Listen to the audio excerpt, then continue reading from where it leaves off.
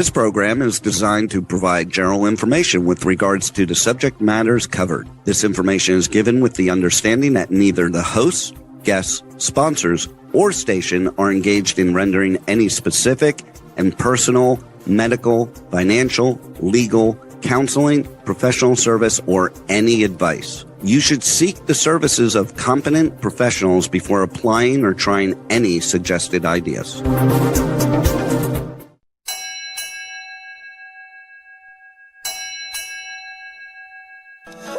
Ahoy! Captain David Gallimore welcomes you aboard the Regenerate Show, live Mondays, 10 a.m. Pacific on K4HD Radio at k4hd.com. We dive into the real messy work of transforming our lives, leadership, and organizations.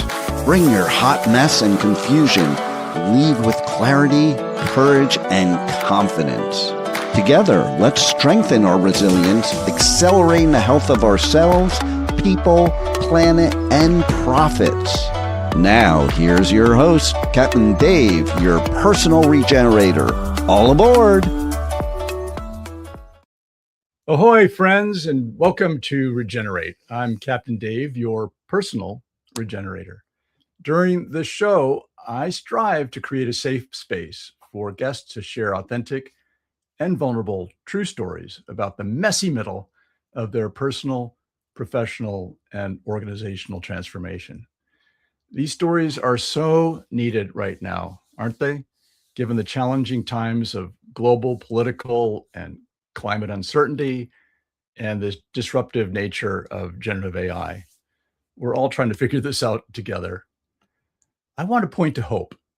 Regenerate is about how you can become somebody who brings more resilience and purpose and authentic energy to the people that you love and to our planet, our only ship that desperately needs our loving support. So what is the definition of regeneration? Well, my definition continues to evolve as I learn and live. What I've learned from Laura Storm and the second year of my regenerative leadership journey, it really draws on 3.8 billion years of life's own logic, restoring vitality across every living system. So ourselves, our pets, our families, all of our communities, together we transform beyond merely doing no harm, which is kind of the definition of a sustainable living, and instead becoming like a healthy forest, endlessly regenerating resilient, abundant conditions for all life across all generations to flourish.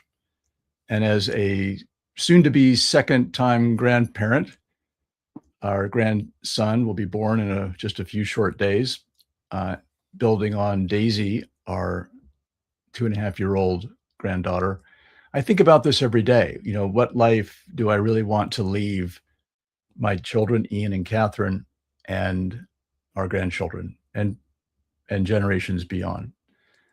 So one of the things I come back to again and again on this show is when you become a teacher of regenerative transformation, when you take one insight from a conversation like this and pay it forward, that's when your own transformation deepens and accelerates. And that's the compound interest of time well invested, as my mentor, Joe Pine, who just wrote a book back in February of this year called The Transformation Economy, which I highly, highly recommend. The secret to regeneration, I believe, is learning from people who are living it in the mud, fingernails dirty, in the messy middle, not from the polished performative summit. Then doing the inner work to shift our habits, beliefs, and ultimately our identities, and then sharing what worked for each of us with others. Otherwise, I think just keeping some of these messy middle stories to ourselves, I don't know that we are serving our friends and family and community as well as we could. It's a bit more vulnerable, and authentic, certainly. But I assure you, when I made the leap, when I mustered the courage to share my own messy middle of what's been going on, especially the last 4.5 years, which I'm going to describe, I'll be my own guest today. Yeah, you. And I'm looking forward to hearing comments and engaging with you as this uh, podcast winds its way through the social media podcast platforms. I think it's an important topic of sharing the messy middle with people that we love, because I think it can inspire others to do the same. And together, then we can create ripples. One of the reasons I created Regenerate, this show, is because I'm dedicated to lifting purpose-driven leaders up and connecting them in bonds of love, adventure, creative leadership, and of course, impact. As a transformational guide myself, a maritime captain, and a lifelong learner, that's what I've been dedicating this chapter of my life. And I'd love to have you deepen your own regenerative journey by joining this swiftly growing movement. So thank you for being here. And if you're a longtime crew on this voyage, I appreciate you deeply. If you're joining us for the first time, welcome aboard. I hope you discover something today that changes how you see yourself, how you may see each other, and especially how you may see the planet in a new way, and to see what's possible. In either case, please share Regenerate. Share these conversations with someone who needs them. Be their teacher. Invite more people into the movement. And if you have ideas for future guests or topics, corrections, of course, are always welcome, or feed forward. How can I improve? I personally want to hear from you. Please reach out to David at regenerativeworldgroup.com. And Rebel, I'll ask you to put that in the banner. That'd be awesome. Rebel's our ace producer of the Regenerate show. And we'll also add that email to the show notes.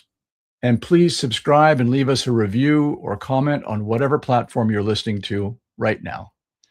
Your support invites more purpose-driven leaders to find their way to this community and to navigate to a bold, regenerative today and future for all generations. We are better together. Now let's go regenerate.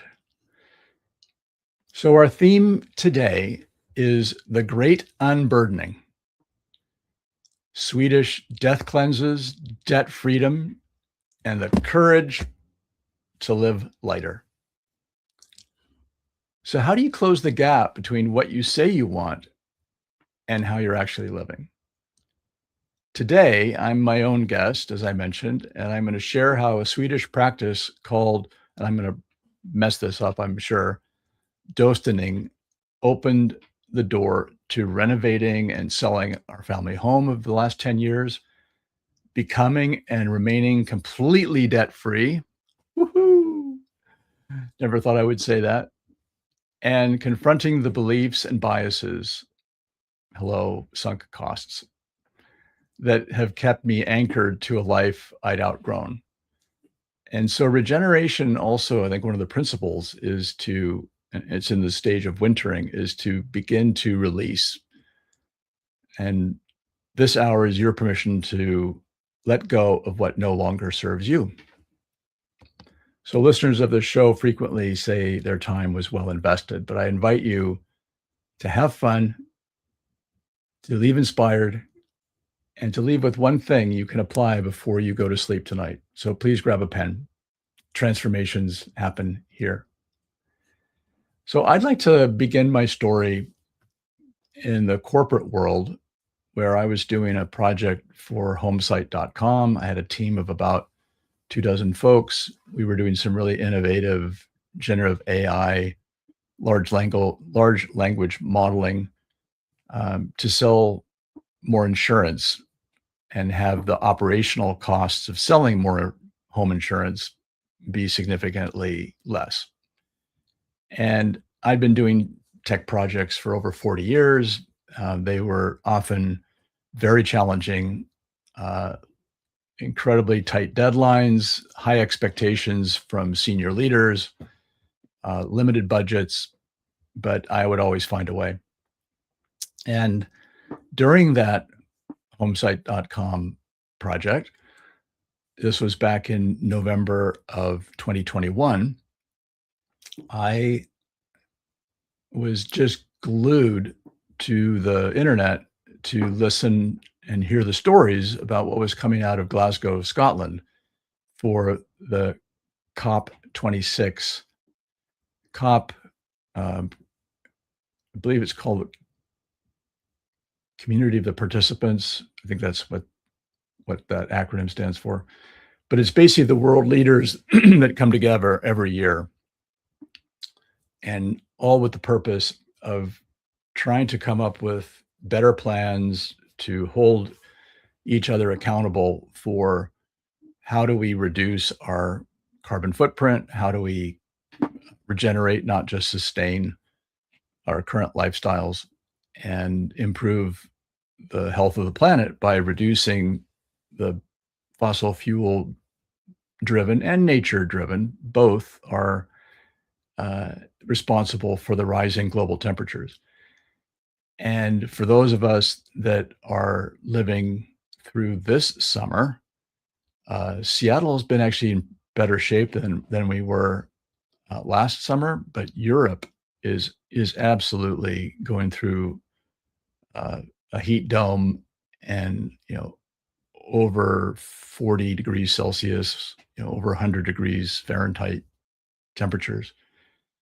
And Europe really isn't set up like the US for air conditioning and ice and things. So it's really hitting them very, very hard. And my pessimist, Dave, says that that's going to be more of our future.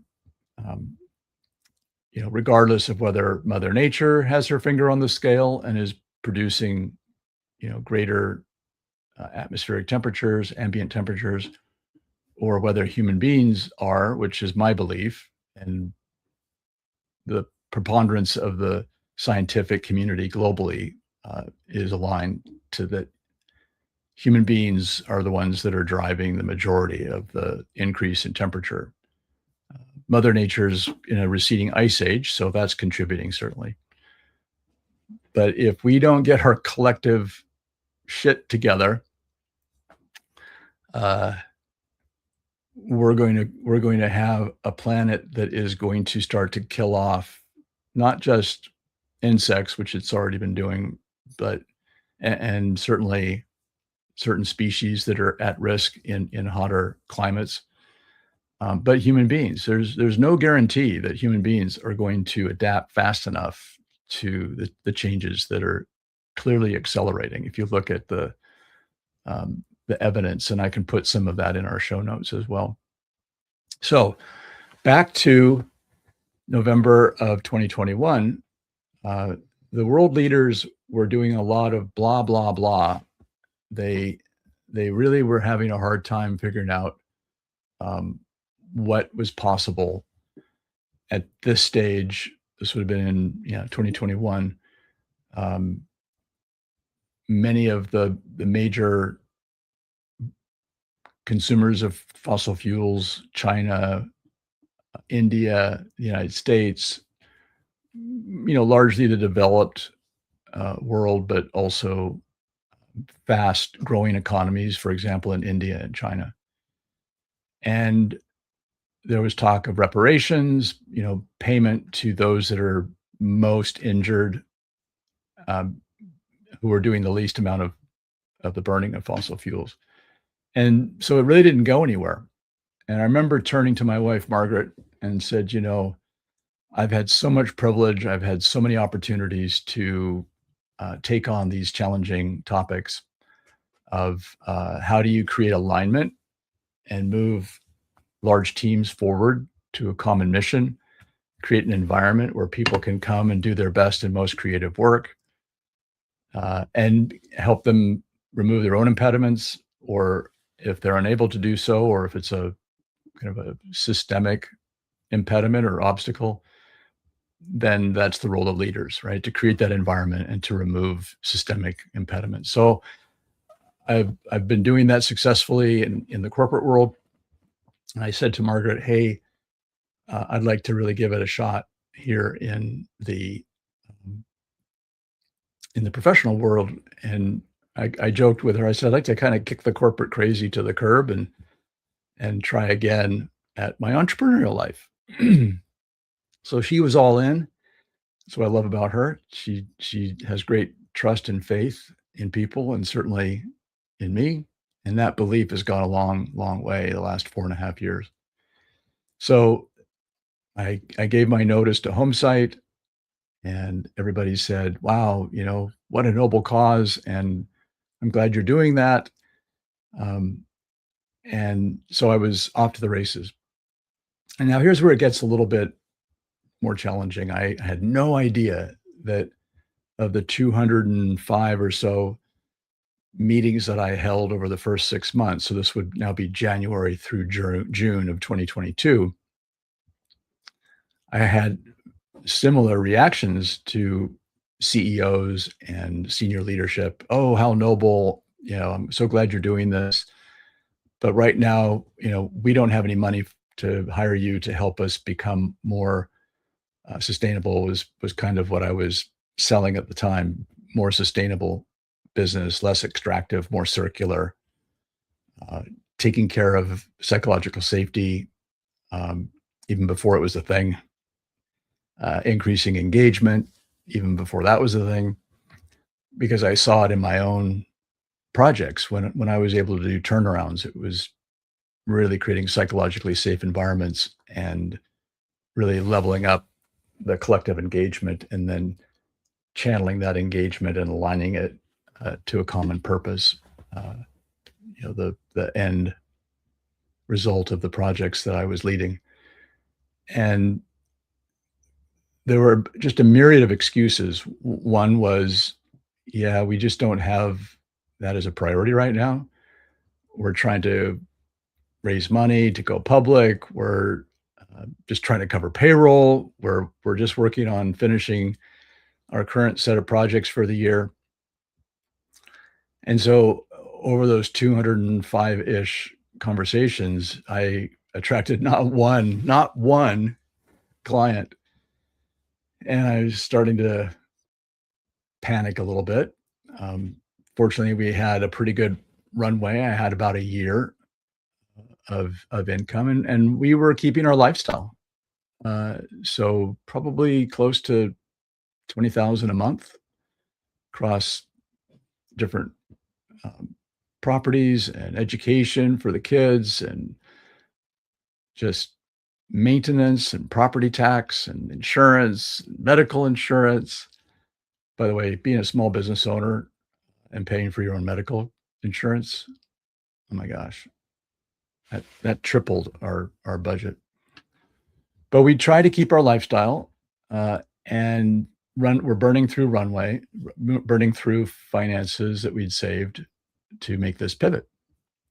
And so I had to kind of eat humble pie and realize that maybe I was just a little early, or I wasn't the right guy, or, for whatever reason. So I pivoted more toward the startup business coaching and career coaching that I had been doing as a bit of a side hustle while doing these tech business programs. And we attracted good money, and we were doing a lot better. And if you remember the Trojan horse story, rather than coming through the front door with my clients, I kind of came through the side door. And once I had built a lot of trust and rapport with them, and we'd achieved a lot of what they had hired me to do, I would start to ask questions like, "So, scale of 1 to 10, who's responsible for our rising global temperatures? Is it 0, uh, Mother Earth and the receding ice age, or is it 10, 100% responsibility are human beings?"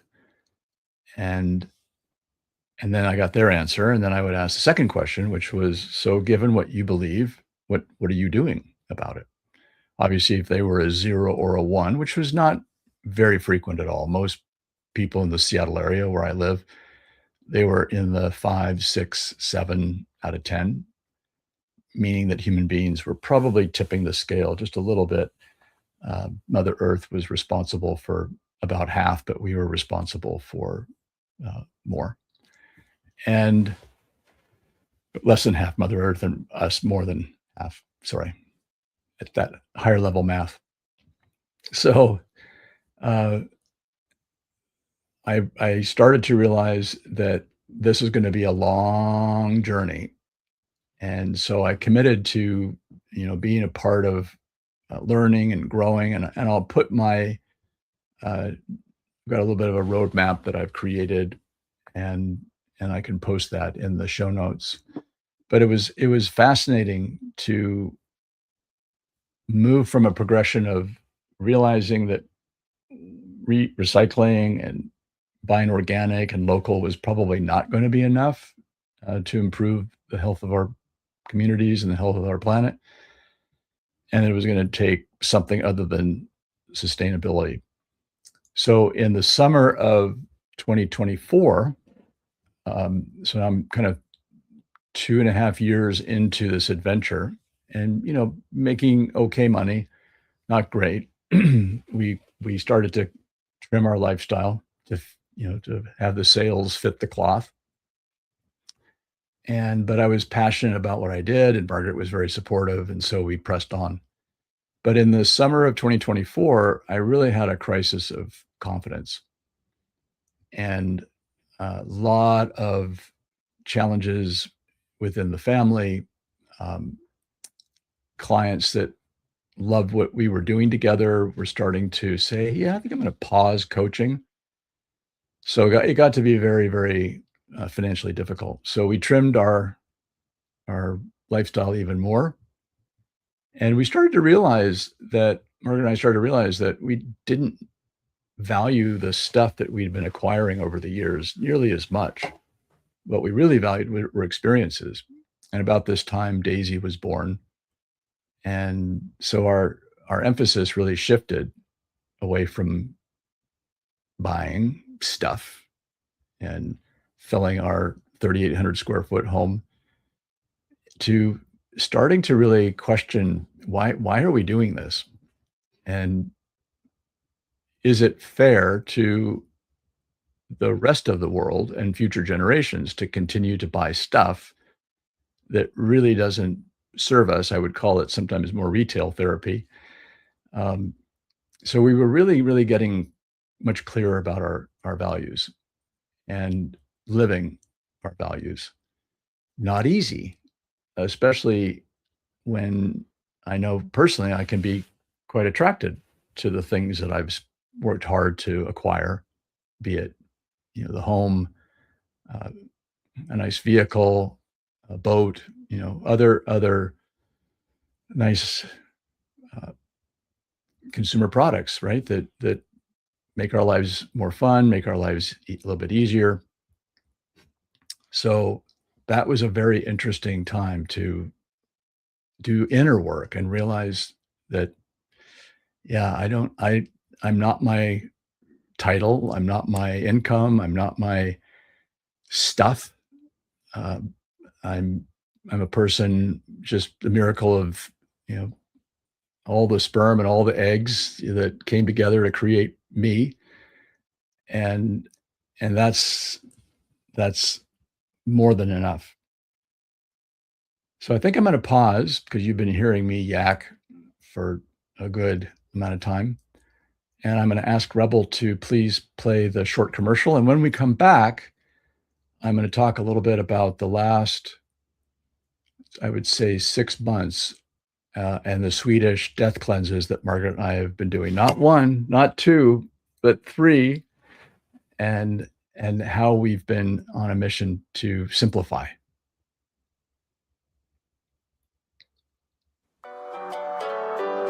You're listening to Regenerate with Captain Dave, your personal regenerator on K4HD Radio. We'll be right back. Are you feeling overwhelmed? Are you ready to regenerate and live the life of your dreams? Start the transformation now. Call Captain Dave at 253-237-2558. Stop overthinking. Again, call 253-237-2558 or go to regenerativeworldgroup.com to book a free, no-obligation clarity call. Let's get back to Regenerate right here on K4HD Radio for more life-changing transformations. Here's your host, Captain Dave, your personal regenerator. Ahoy, and welcome back. I'm so glad you're here. I've been my own guest today, and our theme has been, how do we shed? How do we reduce our consumption?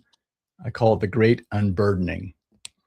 And this has led to reducing stuff in our lives, as well as we're now debt free, and really developing a new way of living, a little bit lighter. So this next half of the Regenerate show, I want to talk about the last 6.5 months. So in January of this year, we were absolutely dedicated to selling our home. It turned out it was just such an expensive piece of property. Taxes had gone up a third. Property taxes had gone up a third. Our beloved Siberian Husky, Asha, passed after a very, very vibrant and happy 13 years. So we feel like we got an extra year. Huskies typically pass after 12. So one of the reasons that we bought the half an acre with the house was for Asha. And now Asha was not bounding around the half an acre anymore. So that started to feel, maybe there's a family that would really like that space. And so with our son Ian's help and several contractors and a fabulous realtor, Tamara Capt of the Capt team, we finished our home renovation and we put the house on the market. And we had been hoping for a bidding war, which is how we've rolled with our other 6 previous homes that we've purchased, renovated, and then lived in for typically 8 years.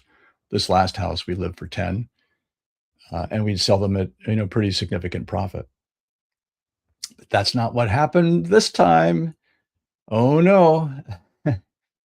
We got no offers. I think for the first several weeks, we were just about to lower the price when an out-of-town executive, Wendy, and her partner, Scott, loved our home.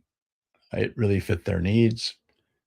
And so there was a series of negotiations, and we settled on a price, and they purchased our home. Well, leading up to the move, we had done not 1, not 2, but 3 Swedish death cleanses, which is, I think, a terrific idea. The Swedes are very sharp. They've got some great cultural practices, and I think this one, where the elders, they don't want to leave a burden to their progeny. They don't want to leave a burden to their children and grandchildren. So they start to shed, before they pass, so that it simplifies their life, but also makes it a lot easier upon their death for their children and grandchildren, who they've got plenty to do. They don't need to sort through mom and dad's junk. So that was really hard. I'm telling you, that was one of the hardest things that we've ever had to do, because, as I mentioned before, we get attached. Thankfully, we had already reduced our vehicle consumption. So we went from 2 vehicles down to 1. Our son took over our vehicle, our truck. What was really hard for me was giving up my books. I've acquired a lot of books, and yet I couldn't remember the last time I really opened one up because of generative AI. And so co-thinking with Claude, which is my generative AI bot partner. And so I'm thinking, well, am I keeping these books because I want people to know I'm a reader, or that I can afford books, or, what was the purpose of keeping all of those books when I had a lot of them on Kindle already? So if I wanted to ever refer to my most favorite books, I would just fire up Kindle and read the digital version. And so I probably made 20, 25, a lot of sorties to use bookstores. And they would just light up. They go, "Oh wow, you're giving away this?" And I go, "Yeah, yeah. I wanted to go to a person who's going to really enjoy it and read it and use it." And so that was hard, but it was a good catalyst for then the next stuff, which was furniture that we had acquired after the sale of my mom's home on Mercer Island. And Margaret had integrated those two sets of furniture into our 3,800 square feet. And we didn't know where we were going to go next permanently. We knew we were going to head to this place on the water at Lake Cushman, and it was already fully furnished. So not exactly a good idea to bring any more into that space. We've done a little bit of melding of old cottage furniture with newer or more, um, I would say, comfortable furniture. So that was relatively easy. I was not as attached to furniture. But another category that we got really attached to was art. We've generally buy art when we travel, and specifically Native American art when we travel in Canada. And that was really hard to give up. And in fact, we didn't. I would say a good room of the Cushman cottage is just filled with art, um, wrapped in blankets and other protective layers. And I don't know that we will ever be able to shed that because there's just so many great memories. And I've been thinking, well, how do museums handle their collections? Because they've got probably 100 times the objects in their collections than they can ever put out on the main floor for the public. So this idea of becoming a bit of a museum in our own home and rotating art and art objects that we love so that we can kind of see things with a fresh face, fresh eyes. The the house gets sold, proceeds of sale flow, and the first thing that Margaret and I did was we paid off all of our debt. So obviously the house mortgage got paid off.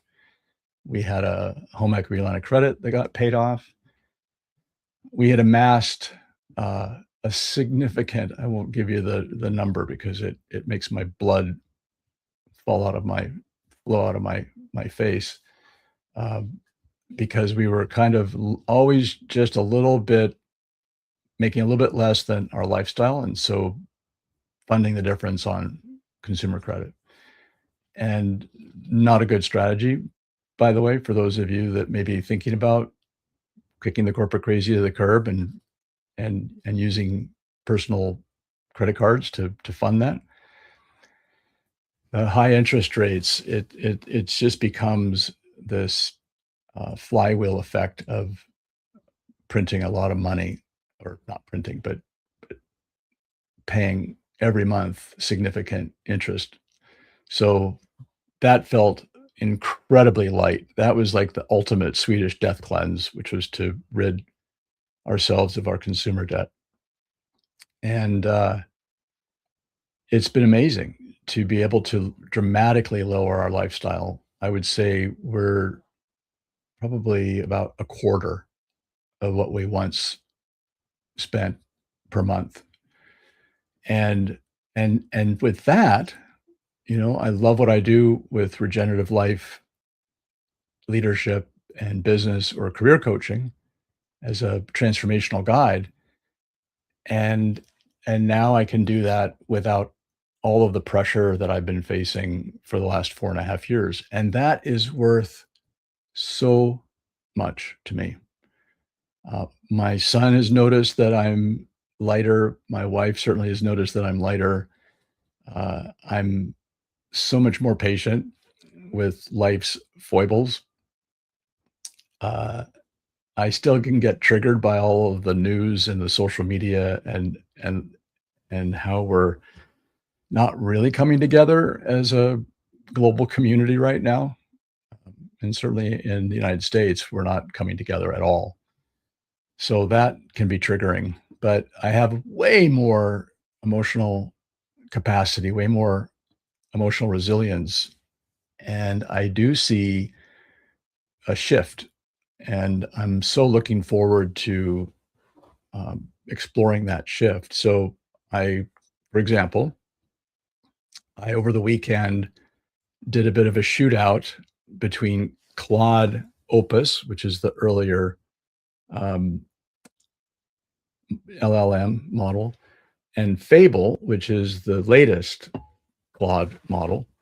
And I thought, wow, it's going to be twice the cost versus Opus. Fable will be cost twice as much as Opus. I wonder if it's twice as good. And so I spent almost a day Saturday developing a criteria, and I was doing 3 prompts.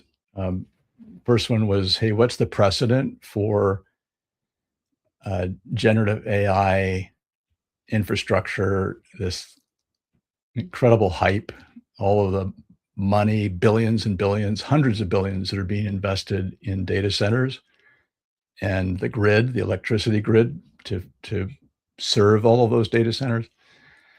Where in history have we could we draw lessons?" And of course, the railroads, the internet, um, even the electrical grid, the development rollout of electricity across the United States, for example, semiconductor industry, and then really looking at which of those might apply the most to predict what might happen with generative AI. Because I wanted to ask the question, how do we do it differently? How do we, society, share the love, spread the wealth? Because right now it looks like the wealth is being concentrated with the hyperscalers and the tech bros.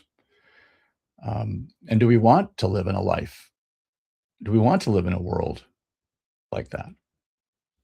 And the other thing that I asked Claude, both Opus and Fable, is, what's the role of regulation and government to help make sure that it's fair and equitable, that both the risks and the rewards of generative AI are shared equally? Because what's happening now, especially in communities that are signing on to have data centers built in their communities, they're paying for a lot of that infrastructure.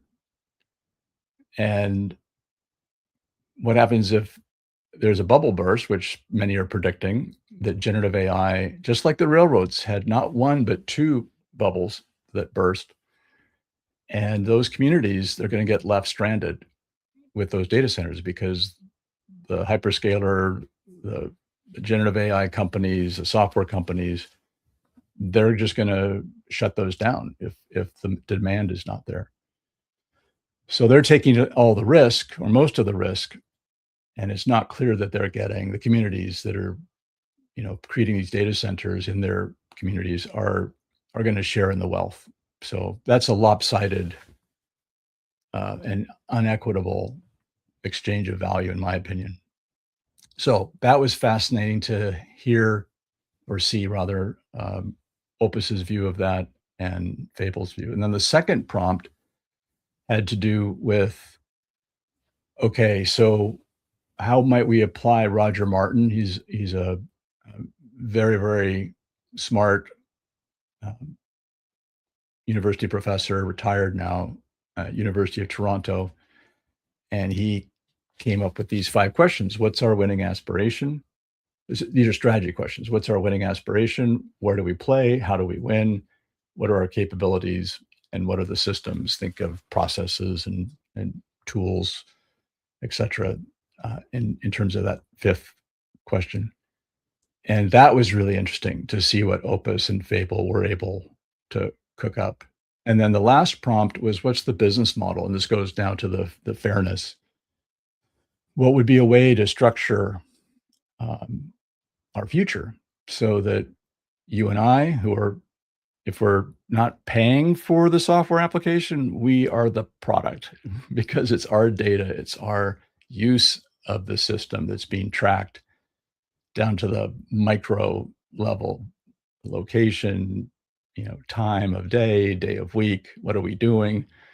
And all of that data is being harvested by Google and Microsoft, and certainly Anthropic's Claude and OpenAI's um, ChatGPT, and they're making billions of dollars in this exchange. So that was really interesting to see what Claude and Fable came up with.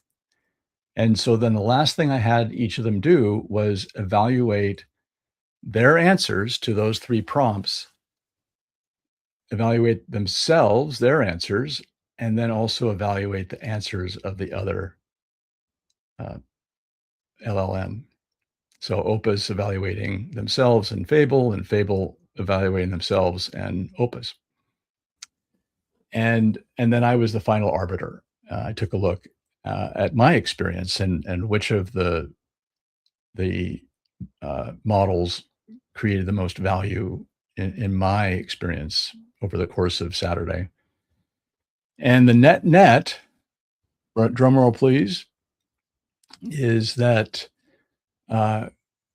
Opus did a little bit better on two of the three prompts. Fable did much better on the business model. But was it worth 2x? Was it worth twice? Yeah, was it worth twice the cost? No, not even close. So I posted an article Saturday night because the cost increase started on just 1 minute after midnight Sunday globally. Sorry, Pacific time. So here we are Monday. Everybody who's using Claude and they're using Fable, they're paying twice as much per token as they were before the 13th, July 13th. And so my position, I'm Scottish, I like to stretch a penny, is wait until the model Fable catches up, and to not just assume that the newest, better, faster, cheaper model is, in this case, not cheaper, but better, faster, is going to always be the right solution. And I'm a beloved user of Anthropic's Claude, so I'm not trying to diss the company. I believe in the company. It's why I kicked OpenAI and ChatGPT to the curb, because I stopped believing, I stopped trusting their values and principles, and I do trust Anthropic's, um, both by what they say, but also more importantly by what they do to back it up. But I think it's too early to pay double, especially for the complex um, questions that I was asking. Strategic questions, business model questions, certainly the historic research, the first prompt. That's not going to be that complicated a prompt. So, caveat emptor, buyer beware. I just invite you to be a discerning consumer of these models. So time is never our friend. What I wanted to do is just wrap up quickly and say that as a result of Margaret and I making a joint decision to simplify our lives and shed our lives of stuff, what's opening up for us now is being able to spend time with our grandbabies up in Wrangell, Alaska. We love being on Lake Cushman. And finally, I am super excited to be just two duffel bags that I can live anywhere in the world on the water, teaching sailing, doing deliveries, just enjoying the ocean, my happy place.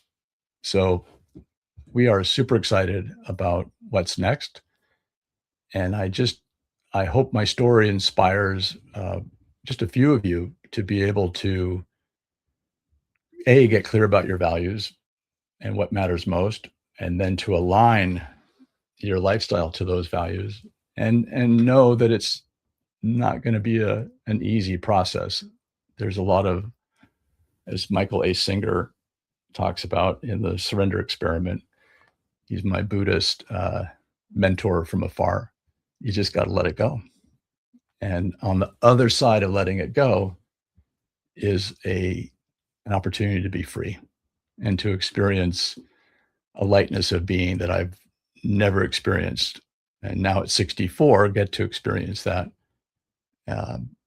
So I hope my story today inspires just a few of you to try this and see if you too can be free from stuff and debt. So summertime is proving to be more difficult to get regular commitments from guests. So I don't yet have a guest for next week. I've been working diligently on that the last couple of weeks. So it'll be fun to see who is able to join us next week on the Regenerate show. So in conclusion, I want to thank our producer, Rebel, the whole Talk4 Media team, who have been there for me through the ups and downs of this last 6.5 months. Really special kudos to my producer, Rebel, who's had to receive sometimes beyond last minute themes and short descriptions for these shows. So thank you, Rebel. Stay healthy, stay safe. We need you. We're better together. Now let's go regenerate. Thank you for listening to Regenerate with Captain Dave on K4HD Radio. We invite you to give yourself grace and embrace the messy middle. See you every Monday at 10 a.m. Pacific Time. Until then, you got this.